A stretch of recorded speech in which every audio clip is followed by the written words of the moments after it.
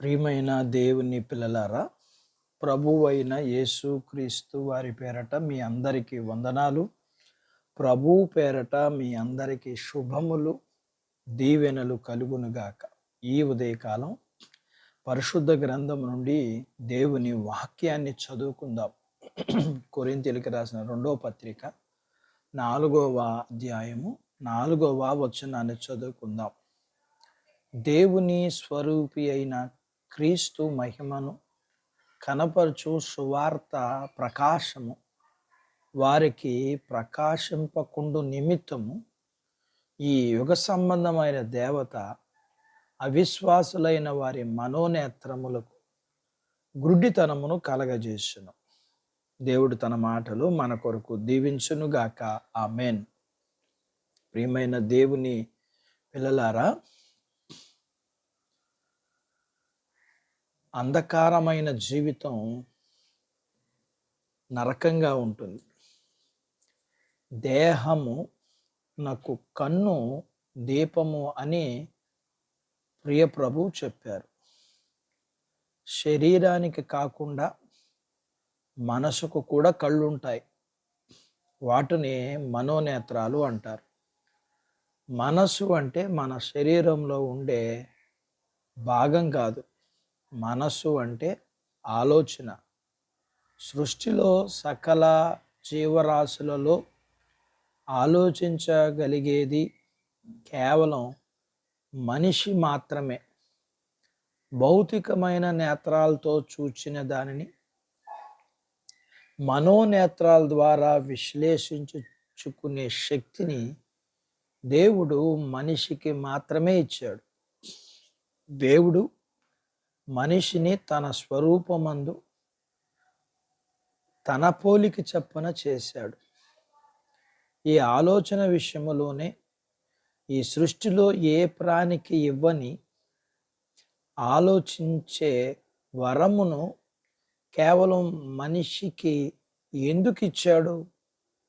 ఈ సృష్టి మొత్తం కేవలం మనిషి కోసమే చేశాడు కాబట్టి, తన కోసం ఈ సృష్టిని చేసింది దేవుడునని ఆలోచించటం ద్వారా తెలుసుకోవాలని, ఆలోచించటం ద్వారా దేవుడు తనను ఎంతగా ప్రేమించాడో అర్థం చేసుకోవాలని, ఈ సృష్టిని ప్రతిదానిని పరీక్షించి చూసి ఆలోచించి దేవుడు తనను ఎంతగా ప్రేమించాడో అర్థం చేసుకుని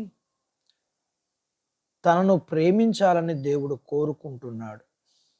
మనిషి హృదయపూర్వకంగా తనను ప్రేమించాలని దేవుడు ఆశపడ్డాడు. అయితే మనిషి దేవుణ్ణి దూరం చేయటమే ధ్యేయంగా పట్టుకుని సాతాను మనిషిని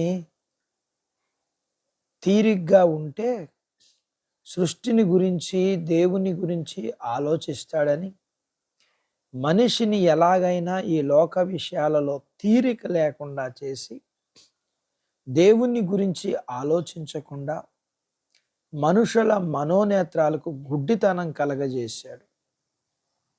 ఈ లోక సంబంధమైన దేవత మన మనోనేత్రాలకి కలగజేసిన గుడ్డితనము నుండి స్వస్థత పొందాలంటే మన మనసులో దేవునికి చోటిచ్చి ఆయన గురించి ఆలోచించటం వలన మన మనోనేత్రాలు వెలిగింపబడి ఆయన మహిమైశ్వరం ఎట్టిదో, మహత్యం ఎట్టిదో మనకు ప్రత్యక్షపరచబడుతుంది.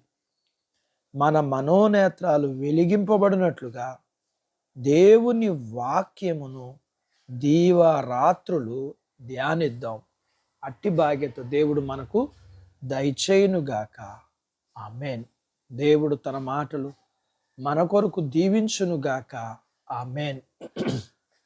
ప్రార్థించుకుందాము.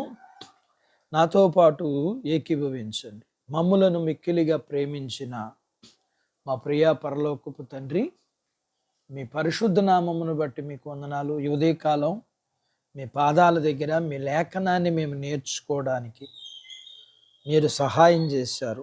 నేర్చుకున్న లేఖనపు సత్యాన్ని బట్టి మేము మీ సహాయాన్ని కోరుకుంటున్నాం. మా మనోనేత్రాలు మీరు వెలిగించారు.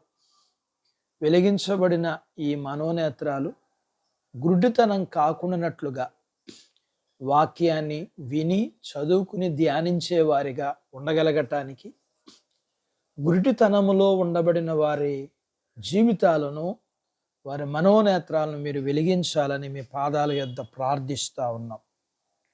ప్రియుడా, మీకు వందనాలు. ఈ ఉదయకాలం మీ పిల్లల్ని మీరు జ్ఞాపకం చేసుకోనండి. చిన్న బిడ్డలను, యవనస్తులను, వృద్ధులను, స్త్రీలను, పురుషుల్ని జ్ఞాపకం చేసుకోండి.